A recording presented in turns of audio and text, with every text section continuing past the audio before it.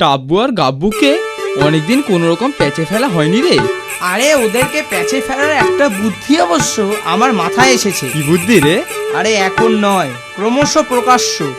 এখন সব থেকে জরুরি কাজ হলো কাল সকালে একটা চিঠি পোস্ট করা।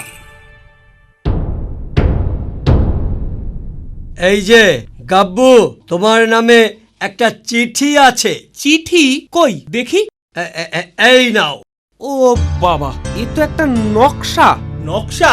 কিসের নকশা রে গাব্বু? মনে হয় গুপ্তধনের নকশা।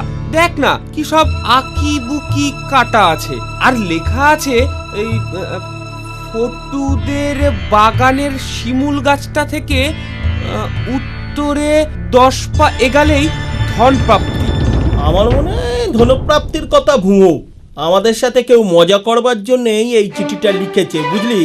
তবু আমি একবার সচক্ষে দেখতে চাই।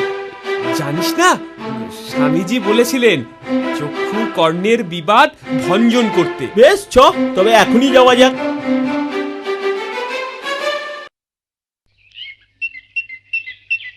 কিরে, খেলা কেমন জমেছে? দারুণ গুরু।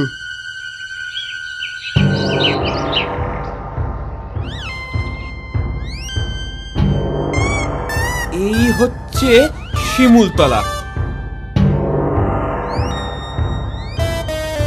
এবার 1 2 3 8 9 10। কি এটা এটা এটা কি হলো?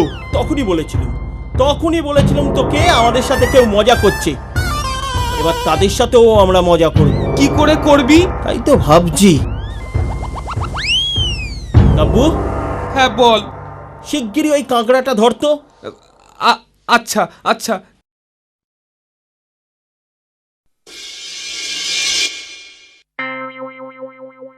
গুলে, ওই যে ওরা আসছে। চ একটু মজা করি। চ। কিরে, কেমন গুপ্তধন পেলি? বেশি না রে, মোটে 1 হাড়ি মোহর। এই দেখ। হ্যাঁ? মোহর? দেখ, আমাদের ঠকাতে গিয়ে নিজেরাই কেমন ঠকলি। কভি নেহি। আমার তৈরি করা নকশা দিয়ে তোমরা গুপ্তধন উদ্ধার করবে তা কখনোই হবে না। ওই গুপ্তধন আমার। ওকে, ভালো হবে না বলছি।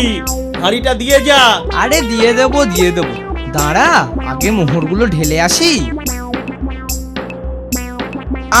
এই ছোকরা, পথ চলতে পারো না? আমাকে ধাক্কা মারা। এখন চলো থানায়। না মানে আমি ওই থানাতেই যাচ্ছিলাম আর কি। গুপ্তধন উদ্ধার করেছি তো, হাড়ি ভর্তি মোহর, তাই জমা দিতে যাচ্ছিল। বলে কি রে, হাঁড়ি ভর্তি মোহর? কই দেখি। এ কি, হাড়ি ভর্তি মোহর কাঁকড়া হলো কি করে? কত ভাগা, আমাকে কাঁকড়ার কামড় খাওয়ানো। বাবারে, পুলে গুলে দৌড়ারে, পালা। গাব্বু, একেই বলে যেমন কর্ম তেমন তেমন ফল। ফল।